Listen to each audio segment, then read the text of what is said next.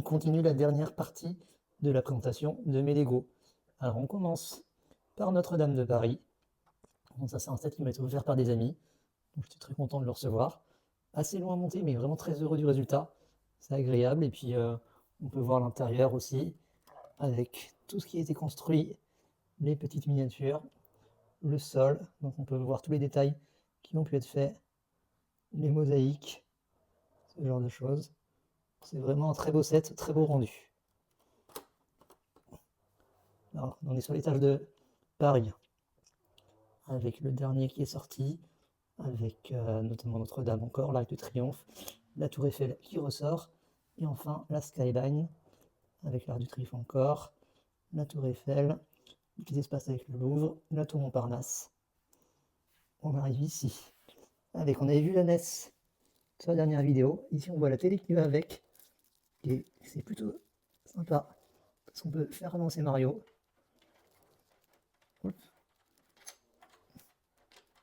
C'est plutôt très agréable à faire. On a Léonard de Vinci ou ses inventions. Donc ça c'est l'objet volant qu'il avait fabriqué. Et on retrouve le camion et la petite camionnette que j'avais fabriqué la dernière fois avec vous. On a ici le seul Lego technique que j'ai fait. Donc le rendu est plutôt sympa, c'est une Ferrari. Je vous cache pas que je suis moins fan de la gamme Lego technique. C'était un petit peu long à monter. J'ai pris un peu moins de plaisir, mais le rendu est quand même plutôt agréable.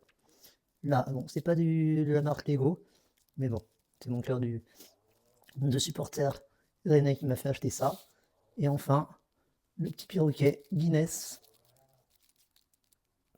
que j'ai construit, que j'ai modifié suite au passage au musée de la Guinness à Dublin. Encore une modification de Lego pour fabriquer un petit Groot trop mignon avec sa marguerite et son petit jouet. On a ici hop, un petit livre Once Upon a Time, Once Upon a Brick. Alors on a deux histoires à l'intérieur, soit le petit chaperon rouge, soit Jack et le Rayon Magique. On va dire que le rendu extérieur est quand même plus agréable que le rendu intérieur. Le rendu intérieur est plutôt moyen. On a en haut le taxi et la skyline de New York. Et pour terminer, un des plus beaux sets, je trouve, qui va aussi avec un des plus beaux films Pixar, le set de là-haut. Voilà pour la présentation de l'ensemble de Lego. On refera peut-être une présentation de la collection de mon fils par la suite. À très bientôt, au revoir et abonnez-vous.